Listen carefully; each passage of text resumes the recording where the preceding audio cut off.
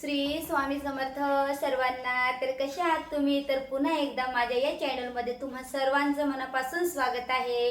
तर येणारी जी 29 तारखेला गुरुपौर्णिमा आहे, तर त्या दिवशी किंवा त्याच्या 2-4 दिवस पहिलं जर तुम्ही ही सेवा जर केली ना, तर मी तुम्हाला सांगते तुमच्या नशिबामध्ये जे तुमचे प्रारब्ध आहेत, ऋणानुबंध किंवा पुढचे, जसं की आपल्याला माहिती नसतं की आपला जन्म कितवा आहे हे, पण ऋणानुबंध जे बंधन म्हणतो ना, की आपण किती जरी स्वामींची सेवा केली किंवा पारायण जरी केलं तरी तुमचे कार्य काही सक्सेस होत नाही, तर त्याचं कारण हे आहे की आपले प्रारब्ध.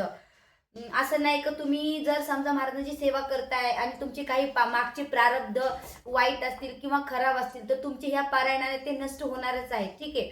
पण जेणेकरून तुम्ही सेवा करताय आणि तुमचं जे प्रारब्ध लवकर तुम्हाला समाप्त करायचं आहे, तर येणारी जी गुरुपौर्णिमा आहे, तर त्या गुरुपौर्णिमेपर्यंत किंवा तुम्ही तुमच्या घराच्या आजूबाजूला किंवा कुठला मठ असेल, तर तुम्हाला काय सेवा करायची आहे तिथे जाऊन, तर तुम्हाला मी आजच्या या व्हिडिओमध्ये सांगणार आहे. आणि ह्या व्हिडिओला तुम्ही शेवटपर्यंत पहा.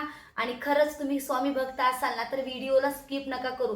का तर मी जे बी सेवा तुम्हाला सांगते तर माझ्या आत्मविश्वासातून सांगते, आणि मी जी सेवा करत असते तीच सेवा तुमच्यासोबत मी शेअर करत असते. असं वेगळं काहीच नाही आहे, ठीक आहे. चला तर मग आजच्या व्हिडिओला आपण सुरुवात करणार आहोत. खरंच तुम्ही खूप दुःखी आहात किंवा तुम्ही खूप सेवा करताय, तुम्ही सगळ्यांशी प्रेमाने वागताय, नम्रतेने वागताय, तरी पण तुमच्यासोबत वाईट का होतं? कारण तुम्ही देवाची सेवा करताय, तुम्ही देवांना पारायण करता, तुम्ही देवाला मानता, तुम्ही गोरगरिबांची मदत सुद्धा करताय, तरीही तुम्हाला महाराजांची प्रचिती नाही, किंवा तरी पण सेवा केलं का दुःख वाढतच जातं, संकट वाढतच जातं. असं तुमच्यासोबत का होतं? कारण त्याचं प्रारब्ध, ज्याला म्हणतो की आपण या जन्मामध्ये खूप चांगलं करतोय पण आपल्यासोबत वाईटच घडते. का घडते याचं कारण प्रारब्ध आहे, ऋणानुबंध. आपण या जन्मामध्ये काय आहोत हे आपल्याला माहिती असतं, पण आपल्याला कितवा जन्म आहे हे माहिती असतं का नाही माहिती असतं. म्हणजे ऋणानुबंध, आपले जे प्रारब्ध असतो त्या प्रारब्धानुसार आपल्याला फळ भेटत असतो. म्हणून शक्यतो तुम्ही हा विचार नका करू की मी सेवा करून सुद्धा आज माझ्यासोबत वाईटच घडते. नाही, ते तुमचे प्रारब्ध आहेत, ते तुमचे कर्म आहेत, आणि ते प्रारब्ध तुम्हाला जर मिटवायचे असतील तर तुम्हाला ही एक सेवा आहे, ही सेवा तुम्ही आवर्जून करा.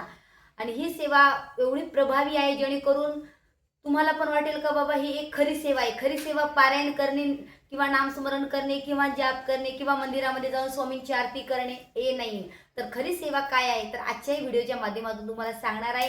आणि ही खरी सेवा म्हणजे स्वामींची सेवा आहे, आणि स्वामींना जी सेवा आवडते तीच सेवा आज मी तुमच्यासोबत शेअर करणार आहे. आणि खरंच मी प्रत्येक वेळेस केलेली आहे ती सेवा, आणि यावेळेस पण असं वाटतंय केलं पाहिजे आपण. प्रत्येक वेळेस अक्कलकोटला जातोय, तर ती सेवा मी चुकवलेली आहे. आणि खरंच मला पण त्यावेळेस लक्षात आलं नव्हतं, पण जे योग्य वेळ आली ना त्या गोष्टी आपल्याला भेटत असतात. चला तर मग ही सेवा कोणती आहे? तर तुमच्या घराजवळ मठ असेल किंवा स्वामींचा मठ असेल किंवा तुम्ही अक्कलकोटला जात असेल किंवा दत्तगुरू महाराजांचं तुमच्या घराच्या शेजारी मंदिर आहे, तर तिथल्या पंडित जो असतो त्या पंडितला जाऊन सेवा मागायची आहे. आता ती सेवा कोणती असेल? लोकांची चप्पल साफ करणे, किंवा महाराजांच्या दरबारामध्ये वडाचं झाड आहे, वडाच्या झाडाखाली खूप पालापाचोळा पडलेला आहे, तर ते तुम्ही झाडून काढायचं आहे. चपलांची सेवा करायची आहे, त्या चपलांना स्वच्छ ठेवायचं आहे. महाराजांचं दरबार झाडायचं आहे, तिथे तुम्हाला काहीतरी सेवा तुम्ही पंडितकडून मागून घ्या, जेणेकरून तुमचं जे प्रारब्ध आहे, मागचं प्रारब्ध आहे, ते झाडून जातं. म्हणजे ते प्रारब्ध सुद्धा ते तुमचं झाडण्यासोबत निघून जातं. म्हणून मठामध्ये जा, तुम्हाला जी सेवा भेटली असेल ते पंडितला विचारून तुम्ही ती सेवा स्वीकारा. किंवा मला झाडाची सेवा भेटली पाहिजे किंवा ही सेवा भेटली पाहिजे असं नाही. तुम्हाला जी सेवा दिली जाणार आहे, तुम्ही जे म्हणणार, तुम्ही तिथे ती सेवा करू शकता किंवा तुमच्या मनाने सुद्धा करू शकता. का तर सेवा करणे हे खूप मोठी सेवा आहे. जेणेकरून ही सेवा जर तुम्ही करणार मठामध्ये स्वामींच्या, लोकांना तुम्ही अन्नदान करा किंवा तुम्ही गोरगरिबांना खाऊ घाला, किंवा मठामध्ये तुम्ही सेवा करा, चपला साफ करायची सेवा करा, किंवा तुम्ही भांडे घासायची सेवा साफ करा, किंवा लोक जे जेवून महाप्रसाद खातात त्यांची प्लेट तुम्ही घ्या. म्हणजे ह्या सेवा तुम्हाला करायच्या आहेत. ह्या सेवा तुम्ही मठामध्ये करा, यांना लाजायचं नाहीये. का तर हीच खरी सेवा आहे आणि हाच खरा स्वामींचा भक्त आहे जो ही सेवा करतो. अजिबात लाजायचं नाहीये. छान छान कपडे घालून जाऊन मंदिरामध्ये मला आरतीच भेटली पाहिजे, किंवा मठामधलाच मला प्रसाद दिला पाहिजे, किंवा माझ्या हस्ते स्वामींची सेवा झाली पाहिजे, असं काहीच नाही. का तर तुमचं घरच एक आहे, तो एक मंदिरच आहे, आणि तुमच्या घरामध्ये तुम्ही जे सेवा करणार ती सेवा महाराजांपर्यंत पोहोचणार आहे. आणि तुम्हाला जर खरंच सेवा करायची आहे तर मठामध्ये करा. आणि गुरुपौर्णिमेच्या दिवशी जर केला तर अत्युत्तम होईल. तुमचं प्रारब्ध आहे, काय तुमचे कर्म आहेत, हे सगळं झाडून निघेल त्या दिवशी. म्हणून आवर्जून ही सेवा करा, का तर खूप मोठी प्रभावी सेवा आहे. आणि महाराजांचा योग असेल तर मी नक्कीच सेवा करणार आहे. का तर योग मी करेल म्हणून मला भेटेल असं नाही आहे, पण योग्य वेळेनुसार मला पण त्या गोष्टी भेटत असतात. पण सेवेमध्ये कंटिन्यू राहा म्हणजे मन स्वच्छ ठेवा, निर्मळ राहा, प्रेमाने वागा लोकांशी, चांगलं बोला इतरांशी, चांगलं मनात भावना ठेवा. ही सेवा आहे मित्रांनो, दुसरं काहीच नाही आहे. तुम्ही देवपूजा नाही केलं तरी चालेल, पण तुम्ही तुमच्या खऱ्या विश्वाने, खऱ्या निर्मळ मनाने तुम्ही महाराजांना आतून हाक मारा आणि 4 लोकांसोबत चांगलं राहा.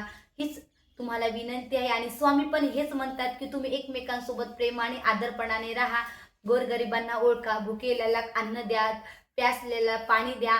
हेच महाराजांची इच्छा असते, बाकी दुसरं काहीच नाहीये. आणि ही सेवा आवर्जून करा, तुम्हाला नक्कीच तुमचं फळ भेटणार आहे. हार मानू नका आणि डगमगू नका, का तर स्वामी सदैव तुमच्या पाठीशी असतात. आणि सेवा करून सुद्धा तुम्ही स्वामींना म्हणताय की मला तुमची सेवा करून सुद्धा मला नाही भेटलं महाराज, असं का?